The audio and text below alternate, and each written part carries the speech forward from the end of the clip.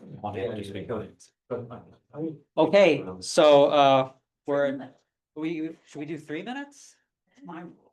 Okay, we can do 3 minutes. All right, go back to talk. Okay, we'll give it 3. Yeah, that makes sense. Yeah, I see. 6 is really, Say them by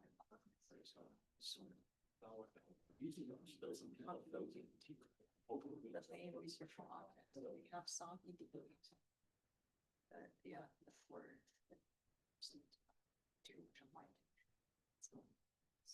there's the people started to be quiet already. yeah. All right, well, maybe if everybody's quiet, we're at 2 after, so it's a compromise. Okay, so it is my pleasure to welcome Freda Shi here for the Forum for Artificial Intelligence talk for today. She's currently an assistant professor in the computer science department at the University of Waterloo in Canada and a faculty member at the Vector Institute for AI, where she holds a Canada CFAR AI chair. She received her PhD in computer science from the Toyota Technological Institute at Chicago in 2024, co-advised by Kevin Gimple and Karen Levesque. Her research interests are in computational linguistics and natural language processing, as well as the relevant machine learning aspects. Her work has been recognized by nominations for the Best Paper Award at ACL 3 times in 2019, 2021, and 2024, as well as a Google PhD fellowship. So I'm really excited I saw the title of your talk and I thought, I'm very excited for this. So please take it away. Thank you.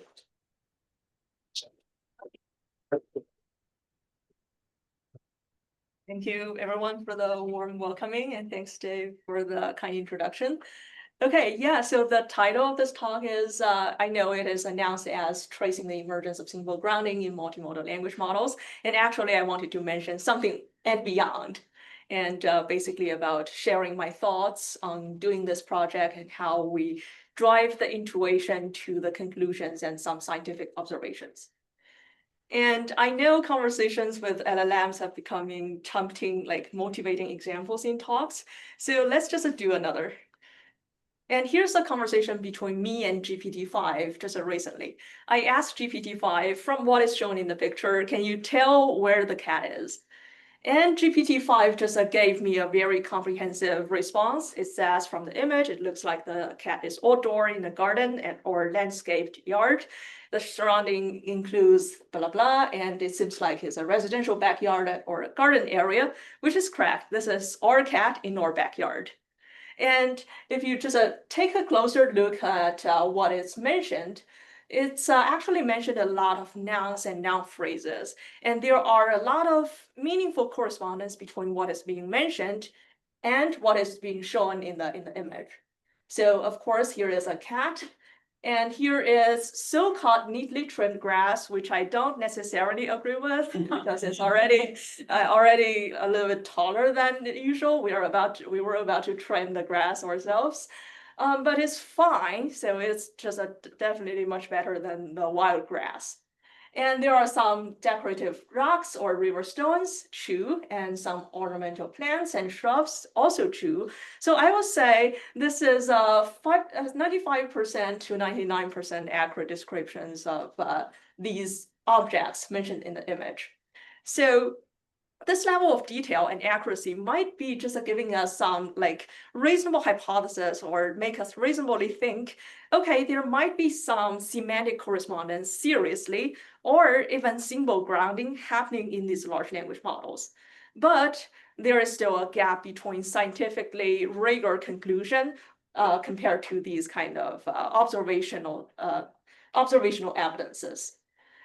So before introducing this work, let's just revisit a little bit background about the symbol grounding problem, which basically is introduced by Stephen Harnad in his seminal paper, The Symbol Grounding System, that refers to how symbols refer to objects, events, and state of affairs.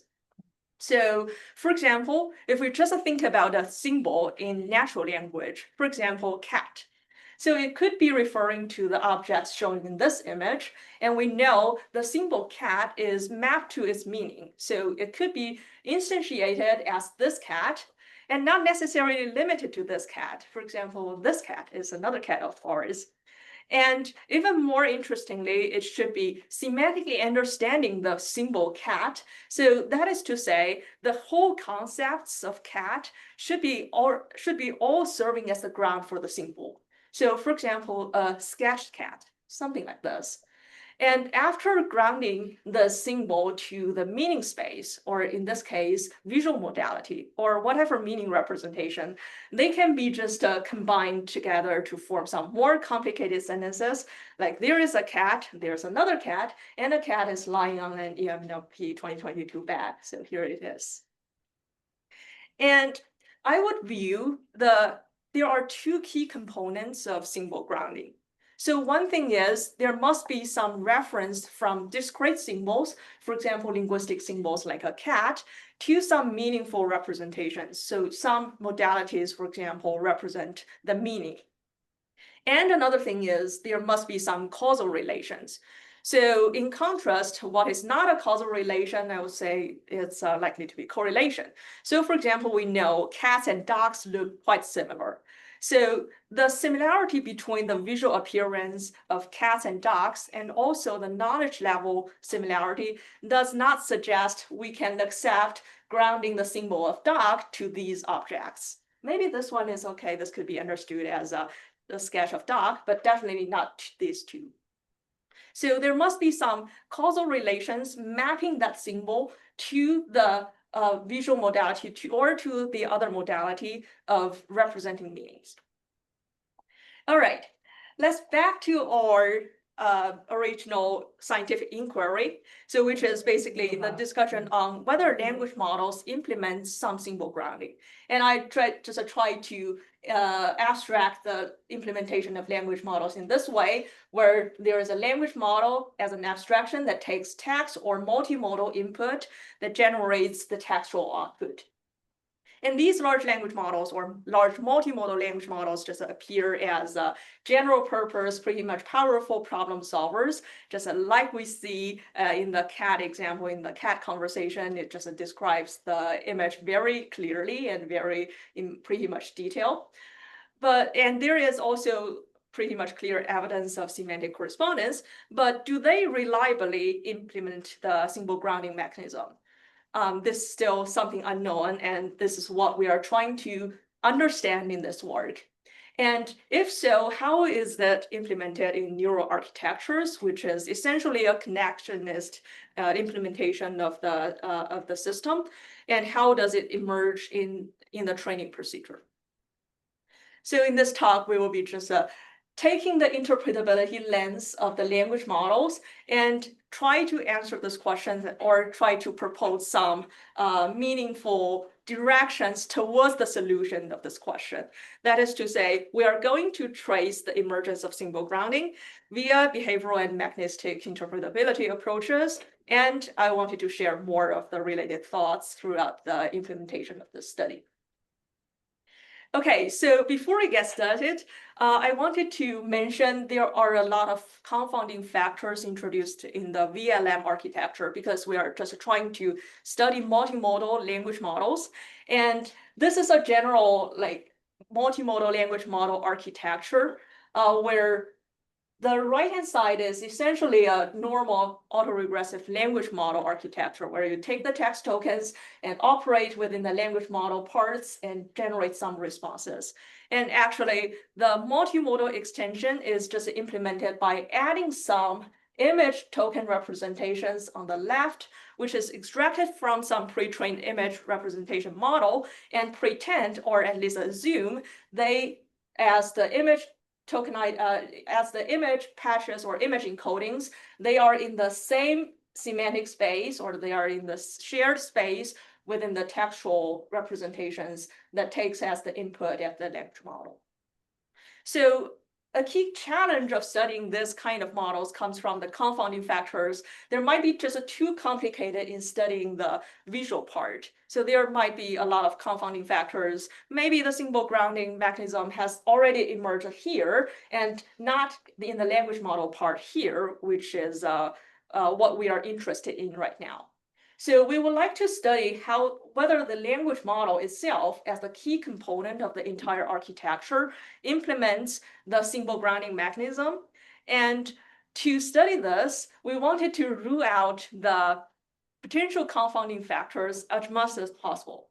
So that is to say, we would probably like a minimum test bed of grounding before we dive into the real industry level vision language models.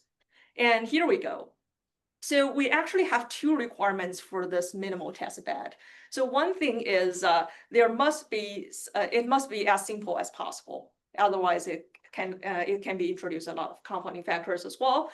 And the second is they must have some true grounding happening within the true solution of the task. So that is to say, we know there should be some grounding. So fortunately, we just turn to the CHILDIS corpus, or the child language data exchange system introduced by Brian McWhinney, which provides some child-directed speech transcripts and also the corresponding environmental annotations. So a data piece in the CHILDIS data is looking like this. So CHI denotes a child. The child says, my favorite animal is the horse. And correspondingly, it also coupled with the annotation like there is an action. This percentage act just represents the child has an action of painted a picture of a horse. So this actually, although both of these annotations are in the textual modality, we can actually deliberately separate or view them as different modalities pseudolly. So this is actually just some textual content describing what is happening in the world. And in a recent engineering project, we just implemented a toolkit of converting the CHILDIS original version of annotation into this format. So that is to say, we introduced two sets of symbols. One is the environmental symbol, which translates from this act layer in the original CHILDIS annotation. That is to say, the child painted a picture of a horse, and then followed by the language symbol. So this is basically child says, my favorite animal is the horse, which is copied from the first line here. So the good thing is it provides a pseudo grounding setup where the linguistic symbols LAN here, annotated with LAN, the second line here, is just serving as what is being grounded into the meaning space. And the environmental symbol here is just serving as the pseudo grounding testbed or pseudo ground, although they are both in the textual modality. And we do word level tokenization, which just treats each of the token differently, each of the linguistic symbol and the environment symbol differently, like horse linguistic and horse environmental are just treated as completely two separate indices, so that there are no direct correspondence or no superficial correspondence to see, okay, they are kind of related. So the language model, we are just expecting them to learn the correspondence from the distributional data and to learn the correspondence between horse linguistic and horse environmental within some language learning process.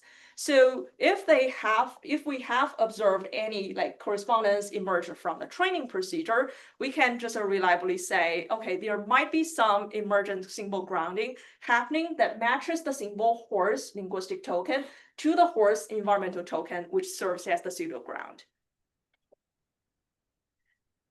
All right.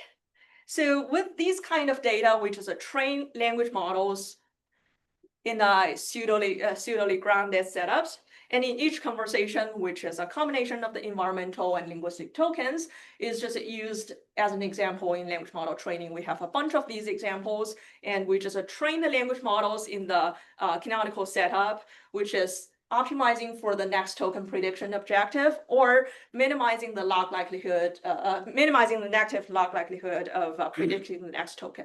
And here again, each of the token is deliberately set as a word level to mitigate any kind of confounding or introduced by subword level tokenizers. Okay. So now we come to our experiment one, which is mostly like behavioral or competence level evidence.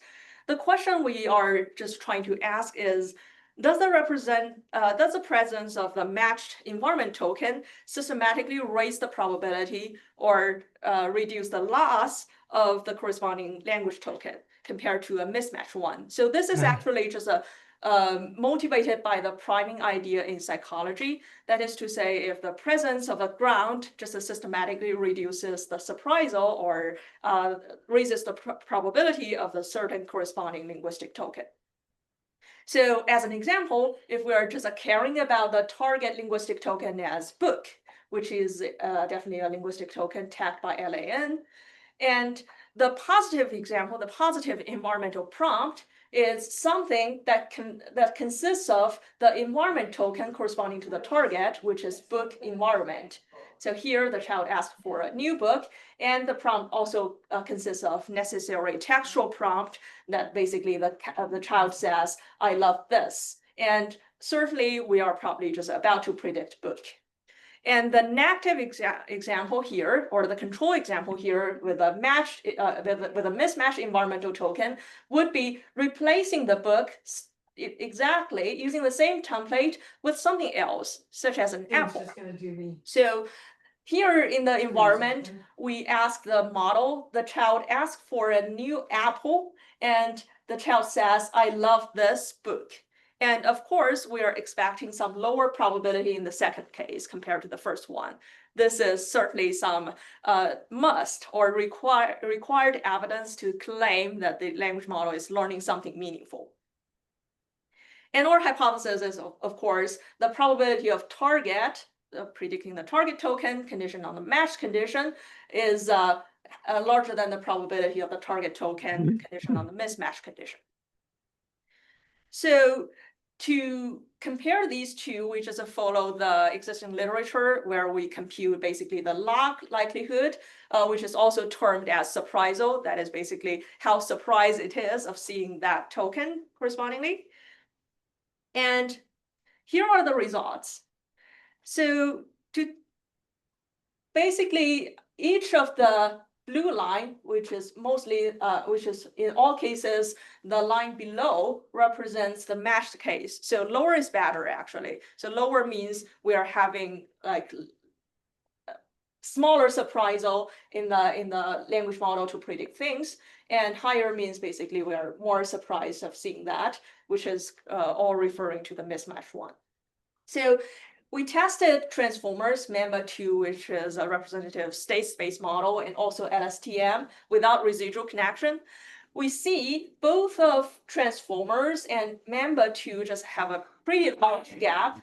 Although LSTM is still reasonably separating the match and mismatch condition, the gap is very small. And there is definitely systematic like performance difference between transformers and transformers state space models and LSTM in terms of the gap separation, and also when the match loss or match surprisal stops to decrease. So another like guess of these gain of match condition over mismatch condition could be maybe they can just this advantage can just come from simple co-occurrence between linguistic token and environmental token. So this is a reasonable hypothesis because the corresponding tokens should be, if this is a reasonable description of real scenarios, there should be some correspondence or there should be some co-occurrence between environmental and linguistic token. So to directly test whether this is the full explanation of the whole story or not, we just look at the relations between the two variables. So first, on the left side, as the dependent variable, we look at the grounding information gain. So we call it grounding information gain, but it's eventually just the difference of the surprisal between match and mismatch condition. And we call it information gain is because each of the term could be termed as point-wise information carried by the next corresponding language token. And as the independent variable or the predictor, we just look at whether how many times these match linguistic and environmental token are appearing, or the counting of the co-occurrence between these two types of tokens. So we can just run the linear prediction model between this co-occurrence as the predictor and this grounding information gain defined here as the dependent variable, and see how the R squared changes across time. So if this gain over time of the semantic, advantage between the match and mismatch token is just simply from the co-occurrence, we should be able to observe a straightly increase R squared across time. But the story is quite complicated. It's not the case. So R squared basically represents how well this co-occurrence statistics predicts the grounding information gain. But what we observed is for transformers, these two transformers and Mamba2, the R squared just first increase, the orange line is representing R squared. The R squared is first increasing and then decreasing, whereas the grounding information gain keeps increasing. So it is generally the same trend of these three plots, but the story is different for LSTM. So for LSTM, where the grounding information gain keeps increasing very slowly, the R squared just matches with what we hypothesized here is probably just the R squared between it's probably just the statistics of co-occurrence keeps contributing to the grounding information gain, but the story is not for these three scenarios. All right, and then our answer to this hypothesis that whether this advantage simply come from the co-occurrence is probably no for transformers and Mamba2, those mechanisms with implemented attention. So it's again worth noting this LSTM does not implement any residual connections or any attention within the layers. So it is probably just something different happening in LSTM comparing to the other three types of scenarios. And given this surprising result of R squared between co-occurrence and the grounding information gain, it is natural to wonder, okay, what happened in the peak? And the R squares just reach a peak and then just slowly drop, whereas the grounding information gain keeps increasing. So then we come to our experiment 2, where we aim to find some internal evidence by looking at the hidden states to find whether there are some observational findings that corresponds to this drop in the middle of the training steps of R squared. So we just particularly look at a 12-layer transformer, which correspond to this plot. And we see the drop mostly happens around 3,000 to 5,000 steps after training. And let's see if there's something interesting happen within the internal states. So the first internal state we were looking for is the information flow at layer L and head H. So which is defined as follows. So basically this is derived fully from some mechanism where you just add some attention mass to each of the attention weight, and you do the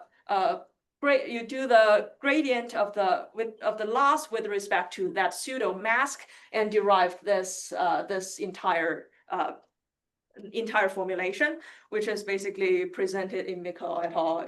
In their paper. And in this equation, where ILH is a Rn by n matrix, or is a basically information flow matrix representing how the information flows within layer L and head H. So that is to say, it's calculated from the attention weights and the gradient of the loss from the next token prediction with respect to the attention weights. And the middle circle dot represents the pointwise multiplication. So this basically just represents how salient the information flows, where the ij dimension of this ILH matrix just represents how information flows from the position I to position J, where we view the positions as the number of tokens in the whole sequence. And drawing some inspirations from the paper called Label Words Are Anchor Tokens, where they study in-context learning and see that for in-context learning classification tasks, the label in the in-context classification just serves as the anchor tokens. Whereby anchor tokens, we mean those tokens basically collect some information flows from previous tokens and then transform the information to next tokens. So they are some important tokens in the middle. And in this case, why not hypothesize the environment token is acting similarly to something like anchor token in context learning for classification. So here we just have some hypotheses that probably come from nowhere and just for exploration, that the environment token is acting as some anchor tokens that might be saving something or might be serving as the transformer of the information. You couldn't just. So we look at the information flow from the environmental token to the position that immediately preceding predicting the desired corresponding linguistic token. That is to say, we are interested in how information transforms from this environmental book to where we are about to predict the linguistic book here. So here we are expecting the prediction of something like, I love this book. And this is the result, this is the plot. So we are actually aggregating over all heads. So because each of the transformer has multiple heads, and we are now just summing over all heads to show the saliency. So one particular observation is, okay, all the models are relying pretty much on the early layers. It's pretty good and it's pretty reasonable, because if you don't rely on the early layers, you're probably not very reliable in terms of model of using the previous using the input as for your reasoning. But what is promising here is we see an increase of saliency flow in the middle layers. So here in the x-axis is the number of steps, training steps, and y-axis from bottom to top is increasing the layer number. So the more top is like deeper layer. So here is starting from certain intermediate steps, we are observing some increasing attention or increasing saliency flow within the model architecture, that the middle layers from 7 to 8 to 9 is basically just acting pretty much importantly within the model architecture. And the increase basically coming from here, if you just stare at that, the color of these grays are almost the same, but starting from here is just increases to something like around purple. And recall that for a 12-layer transformer, what we found the R-squared value is something reaching the peak around 3,000 to 5,000 steps, and then started to drop. And now this just make us hypothesize, is there possible connection between the emergent importance of middle layers around 3,000 to 5,000 steps and the R-squared value drop? So this is just some evidence, some observation that comes from nowhere, not yet tested very well. And another view of interpretability could be coming from meta models. So this is just starting another thread of looking at the internal evidences. So we call it a twinned lens perspective.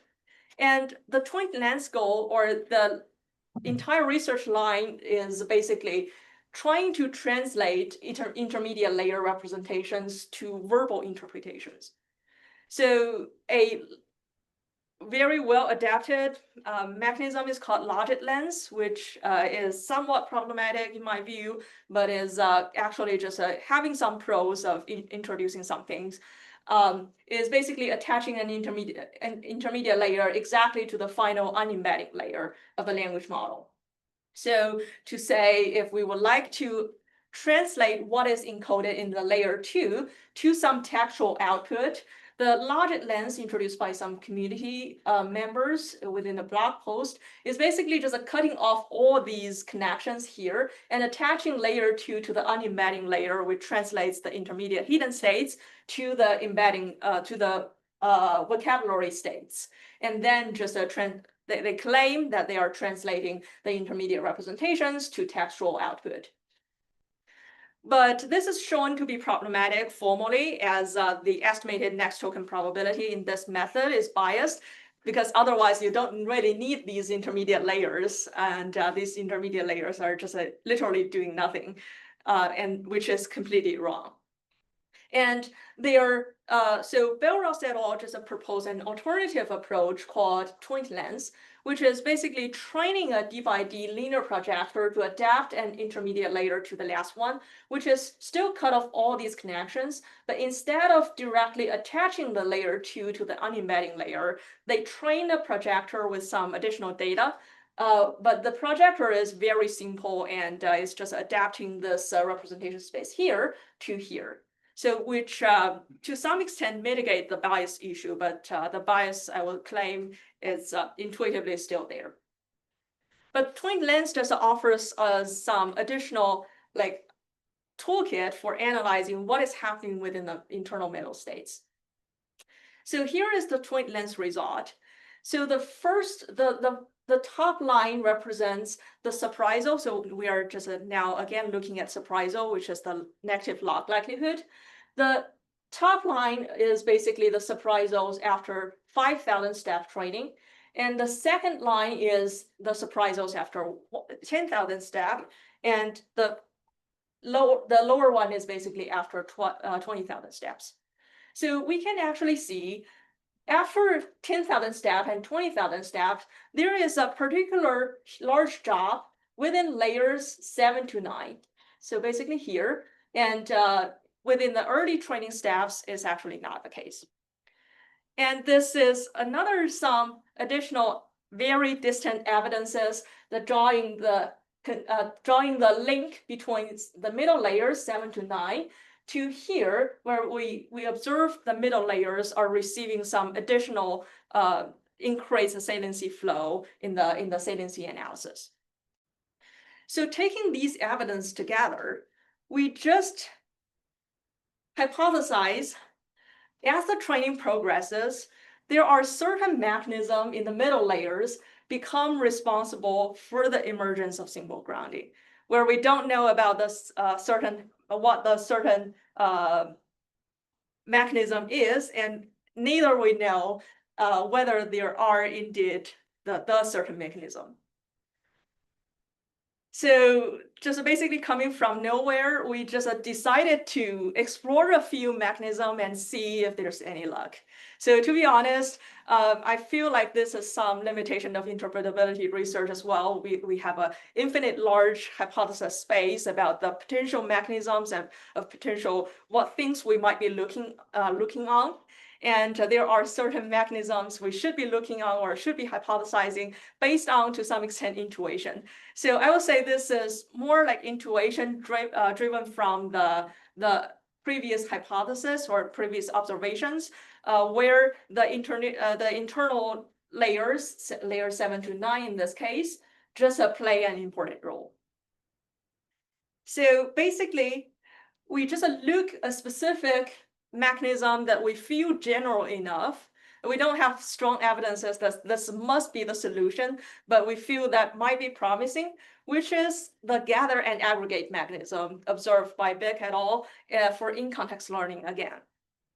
So the phenomena they observed is the gather and aggregation mechanism is probably just a transforming information for in-context learning, where a gather has just refers to some hats that collects information from multiple preceding tokens to some one certain token.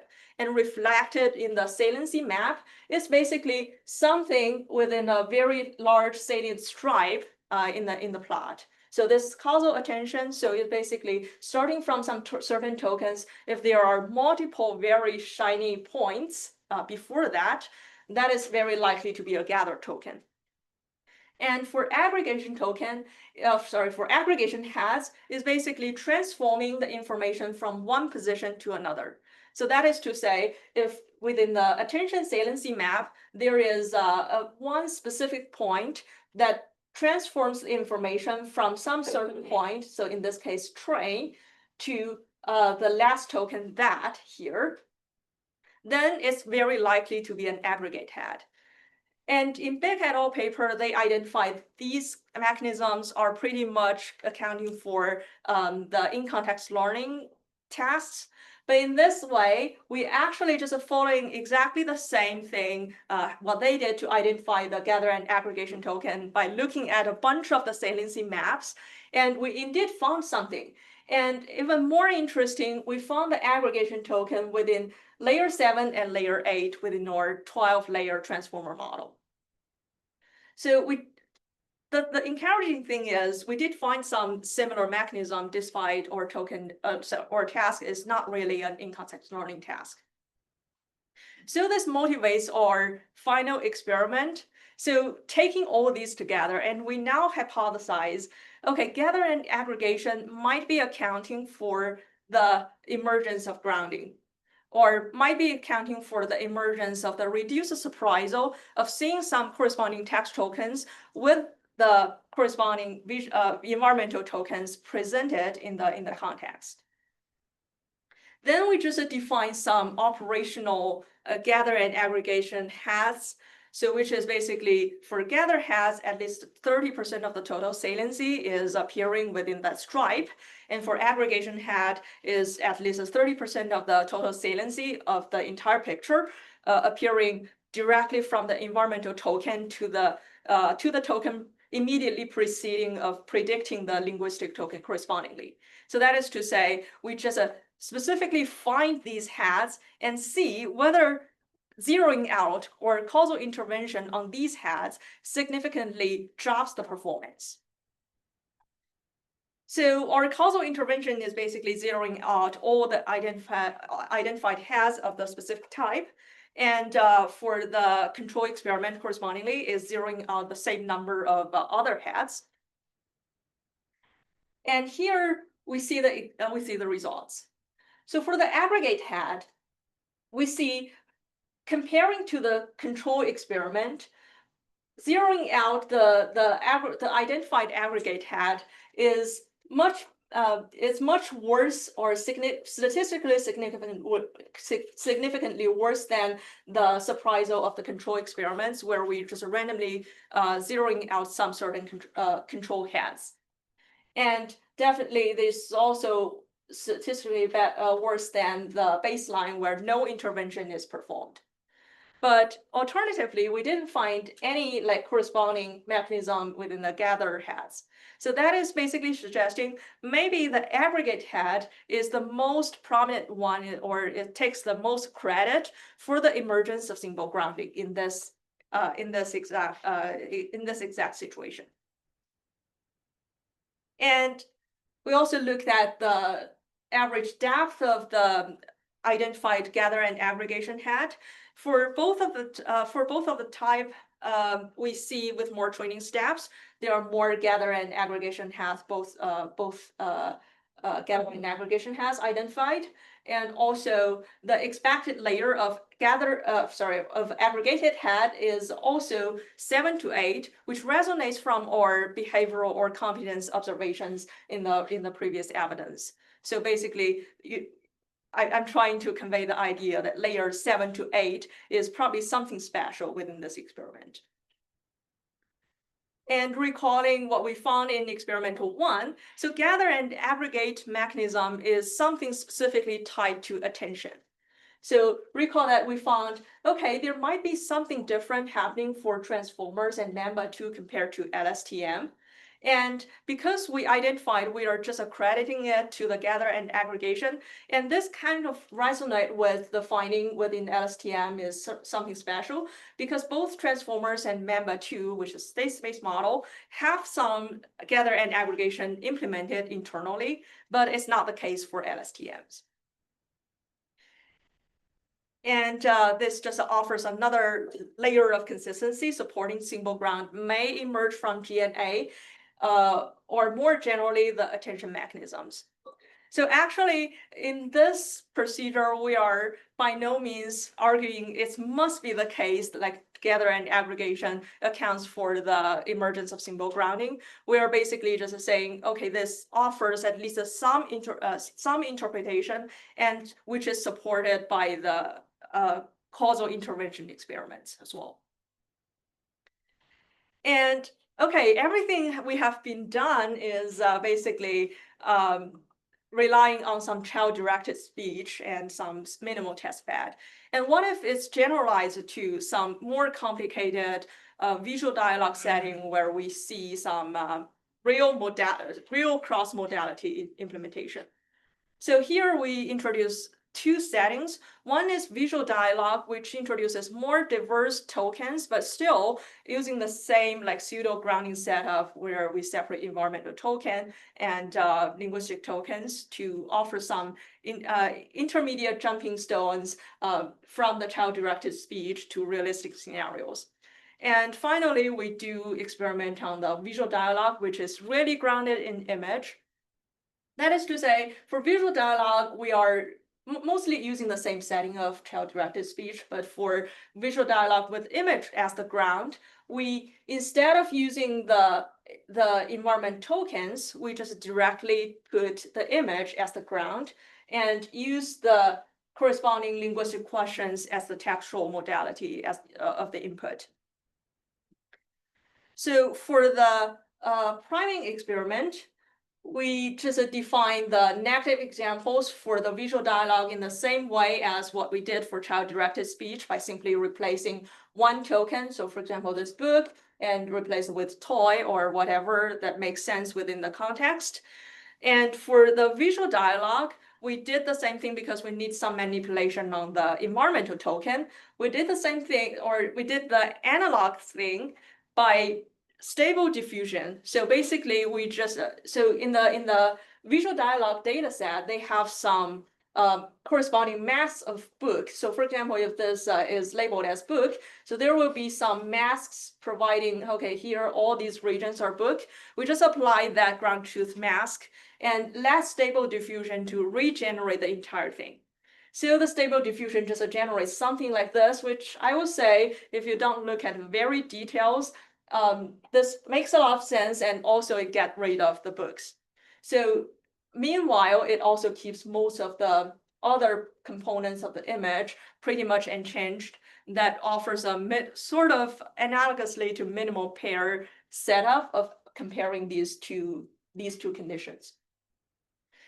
And again, let's just come back to the visual language model architecture. And we only make one small change in addition to the LLaVA architecture, where LLaVA model uses CLIP as the image encoders, which is a joint vision text model. We think that might be introducing a lot of confounding factors because they are already seeing a lot of text within the pre-training of the visual encoder. That doesn't make sense because we are just trying to bridge the perception and the linguistic tokens in the middle here. We would like to investigate something here. And if symbol grounding has been already overridden here, this is probably just something that doesn't make a lot of sense. But instead, we just use Dino V2, a pure vision model, is a self-supervision purely from visual supervision signals, instead of CLIP as the visual encoder. And the results of replicating experimental 1 is here. So with both caption grounded and image grounded, we observe the R² to be increasing at first and drop a little bit at the later steps. Although the phenomenon is not that clear as it's in the clean child-directed speech setup. But in general, I will say the trend of R² increase then drop is still happening there. And then we follow the experiment, the experimental 3 step to basically try to find some child-directed, to basically find some aggregation head, because we just identify the aggregation head in the child-directed speech is the most prominent component in the models to account for the emergence of symbol grounding. And similarly, we just use the same way to find the aggregate hat. So instead of just predefine some 30% of the saliency, in this setup, we have to adjust a little bit on the threshold of determining whether this hat is salient or not, by seeing whether at least a θ% of the total information flow patches from the patches inside the bounding box of certain objects flows to the token that immediately precede of predicting the next token that is of the interest. So the next token is actually just corresponding to the bounding box where it is indicated within the image. And here we see after a few certain steps, like 100,000 steps of training in the vision language model, it's pretty much prominent comparing this aggregate hat performance to the surprisal of the control. So again, we observe like significant drop comparing this intervention with intervention on the random control hats is some indicators that these hats are something important, or which is accounting for the emergence of symbol grounding in this entire case. And finally, let's just see extension to finding some aggregation hat in lava, which is like deployable 7 billion model. Here we actually just still look at the saliency information flow from visual objects to predicting the next to predicting the corresponding token here. And what we did is actually just manually looked at around 20 images and manually like plotting the corresponding saliency on the image tokens and patched it to the image, the original image. So here is an alpaca, and we can actually see here is some additional fairly salient patches that actually just acts pretty much importantly to the predicting this token. But actually there is one single patch that is particularly salient and relies and flows the information from the image to this question mark, which is immediately preceding of the prediction of alpaca. And after looking at like around 20 tokens, that is basically to say we found around 8 to 10 images has similar like correspondence. But one caveat is we also found some register token effect. So that is to say, it's not the case that we didn't find this aggregate hat, but it's the case we find some aggregate hat that flows the information from somewhere here within the blue sky to predicting the next token.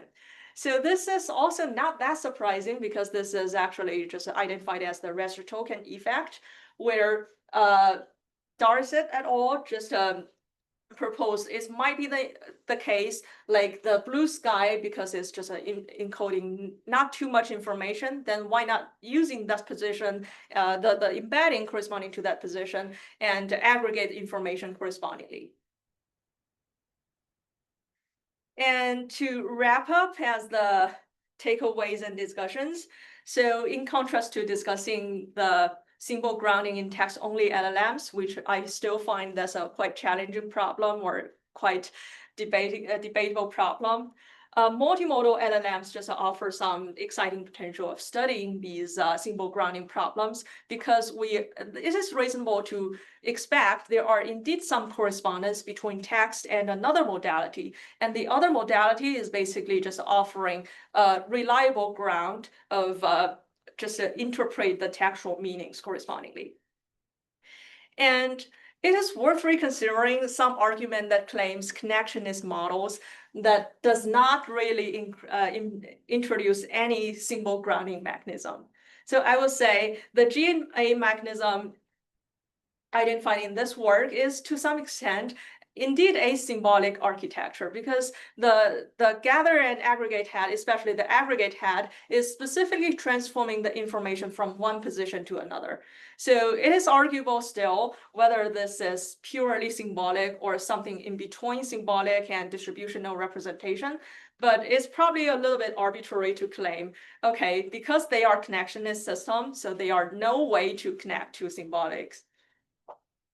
And finally, evidence in this work might be suggesting these gather and aggregation mechanism may indicate symbol grounding in general, or the symbol grounding in what the model is learning.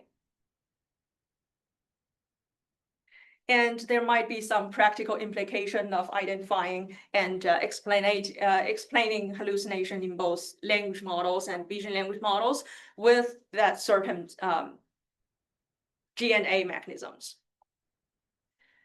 All right, as the next step, I wanted to mention one exciting toolkit we just developed, which is called VLM Lens, where we are aiming to try to understand the entire internal mechanism that basically advances our understanding of these vision language models.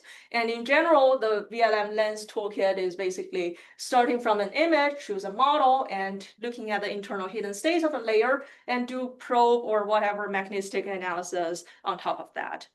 So here's a quick demonstration, and it's basically just try to understand how colors is encoded in vision language models, and taking lava as an example. And the experimental material is motivated and extended from the famous Stroop task, where here, the Stroop task is basically saying, when seeing a picture here, you must rate the color of the text instead of what the text is. So in this case, you have to rate out yellow instead of black. So actually, each of the data example is defined by 3 dimensions. The lexical content here is black, and the font color or foreground color, which is yellow, and the background color, which is red. And similarly in this, it's defined as lexical content white, and foreground and background correspondingly. And the question here we have is, among these 3 properties, which one is the most prominent in the encoding space? And we should be able to analyze that correspondingly with the internal hidden states extractors. So what we did is to extract some reference images for the 12 colors correspondingly. For example, blue and black is shown here. And for each of the layer in the model, we extract the mean put encoding with a prompt that describes the color of the image. And then PCA the reference, or do the principal component analysis of the reference image encodings to retain the top K dimensions, and then compare the similarity between the Stroop image and match and mismatch reference images. So correspondingly, we just show the lexical content analysis of the image representations and their similarity with the match and mismatch conditions. That is to say, across different layer numbers and across different retained dimensionality, and the similarity, along the similarity dimension, higher is better. So for example, in this case, we are comparing this image for matched examples. We're comparing the similarity between this image with the average similarity between the image and the references for black, because we are looking at the lexical content. And for all mismatched ones, we are comparing this image with the reference colors with all non-black colors. So for example, blue. And this actually suggests, so from this plot, this actually suggests the lexical content match and mismatch is very well represented, especially in the later layers. And also the separation is generally more pronounced when the more components is kept, if you just look at the trend from here to here. And comparing all the 3 properties, lexical content, foreground color, and background color, there's very interesting phenomena observed. That is basically background color is, no surprisingly, separated the most prominently in this case.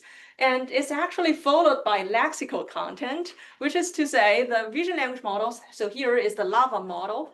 The vision language models are doing some OCRs internally.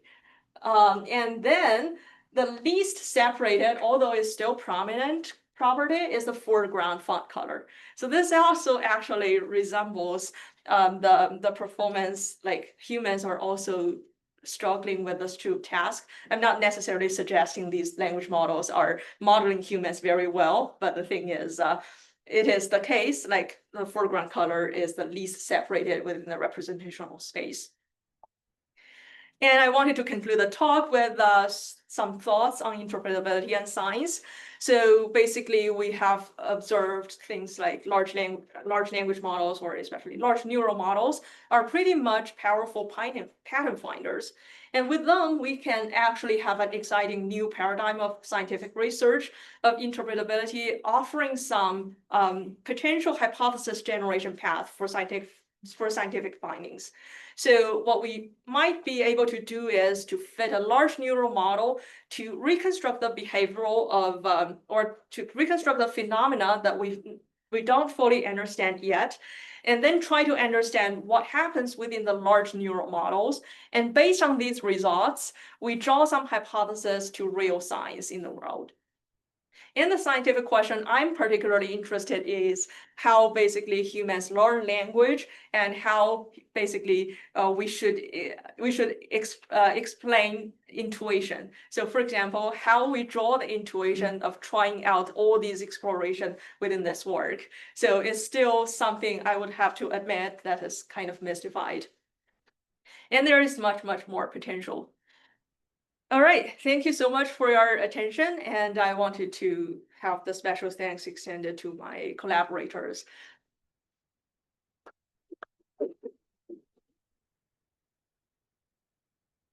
Yeah, I'm happy to take questions if we have additional time. Yeah. Very, very interesting setup, especially with the text, like the environment tokens and the language tokens. I was wondering, since you referred to the word semantic priming, I was wondering, like, especially with the notion of concepts, right? Like if you have book environment and you're priming and your search spaces, you're searching for book language. I wonder, I think there's like clearly more to priming than that. Like the notion of a concept is more like than how it behaves as a token, but rather how does it interact with other tokens. So I was wondering if you've considered looking at like book, or like, so let's say if you have a fill in the blank task like airplane, I want to become a, then you should probably, you should prime for pilot. Whereas for like stethoscope, I want to become a, should be like doctor. And like there's like work showing that language models are certainly sensitive to that. So I was wondering if there's like more to semantic priming that you could test with your framework. Yeah, I would say that's definitely a great follow-up step. We haven't tested on like some deep internal connections between the concepts and the corresponding grounds. I would say that's definitely very promising as long as we can define the relations between the like concrete concepts to the abstract, or the concrete rules as in your example, and the abstract corresponding context. So I would say that's definitely promising, and that it will be exciting to observe how these abstract to concrete or concrete to abstract generalization is different from the concrete to concrete thing that we have been observed in this work. Yeah. Thank you. Thank you. There's lots of really nice material in there. I'm interested in the extent to which you think what you found is telling us something about complex dependencies that go beyond correlation, and to what extent you think that it's something specifically enlightening about symbol grounding. And I was thinking of some other kind of related tasks. I'm wondering speculatively what results you would get. So one would be just looking at long distance dependencies within texts. So whether it's you had indefinite descriptions like that something. So if you picked out all the cases of basically you do the co-reference task, you look at you look at how that improves with training, dependency on things in the previous sentence improves with training. And at some point, some stuff in middle layers maybe happens. Will it correlate with this or not? Or suppose you have a translation task where you give some French and then some English. Do you expect improvements to happen without comparable R squared in this translation task, where you can say, okay, this word in the French clearly corresponds to this word in the English, but at some point that it's not simply the correlation that's doing the job, there's something else that's improving performance. So if it is the case that in these other tasks, you were to get similar results at an abstract level, would that A tell you, well, this wasn't really about symbol grounding, or would it B tell you, symbol grounding is a special instance of this type of complex dependency, or not? Like, what do you, was a big question, but do you have any thoughts? Yeah, thanks. This is a really tough question. I would say for the English and French case specifically, we can definitely view it as a cross-linguistic grounding. So basically, if we just say we speak English and we are learning French, and English is just serving as the ground of acquiring additional French meaning. And in the sense, English is no longer another symbol system. Oh, well, it is still a symbol system, but it's a symbol system licensed with meanings. And I would in generally say symbol grounding is certainly not limited to cross-modal grounding or token-to-token correspondence, but the core or the key property I'm looking for is there are strictly binded meaning from some certain symbols to some other modalities. Oh, okay, by modalities, I'm still trying to generalize the concepts like English and French are in different modalities, although they are both text, but they are just in different data sources. But the thing is, the core difference between grounding and correlation is just like the example. Maybe if you just show the model with some cat pictures and you prime it with dog, and compared to you probe the model with cat pictures versus something that is super distant, for example, some wash machine or dishwasher. So it is still the case, like dog similarity with cat is higher than the similarity between the cat picture and the dishwasher. But the thing is, this does not necessarily refer to that or suggest that the dog symbol is grounded to the cat image. It's just as correlational. So I would say there might be some, this is kind of a philosophical arguments, but there might be some something standing in between discrete and continuous that separates correlation and grounding, which we aim to try to operationally define it as what we did in this work, but it's certainly there are some level of operations or flexibility we can adapt. Did I answer that I guess question? what I'm wondering is partly terminological. Like, it seems to me that what you find in these experiments is the difference between rather mediocre grounding and much stronger grounding, if you want to call it grounding at all. Like, I don't see why the correlation is less grounding in the Harnad sense than what we get later, which is not purely correlational. It's rather a more complex type of association that we end up. But I don't see why one is grounding and the other isn't, from in terms of the philosophical literature or the way that the word grounding is used. I mean, the idea in the philosophical literature is that there's some mysterious connection between the symbols and the real world. And I'm not. It's not that I find that all that insightful in the end, but it's not clear how this contributes to that. It rather contributes, I think, to how effective the machines might be in complex environments. Like, if I don't see why a baby that learns correlations isn't grounded. Like, all animals learn correlations first and then learn more complex dependencies. Yeah, I totally agree that there is no like clear separation between grounding and this is grounding and this is another disjoint set of causal relations. There's correlational relations and there's a disjoint set of causal relations. But causal relations and correlation is that they are always kind of overlapped with each other. I would say yes, correlation suggests some level of grounding. And according to the philosophical literature, there's no like very strong argument that claims, okay, correlation is not grounding and causal relation is. But the thing is, with the correlational evidences, we're not confident enough of saying, okay, this is how we realize the meaning of the symbols. So just like the cat and dog example, there are certainly correlation. So even cat and dog or even cat and mouse, we see cat chasing mice, and there might be requiring some additional like evidences with where the mouse is not present. And we know the one is chasing the mouse is the cat.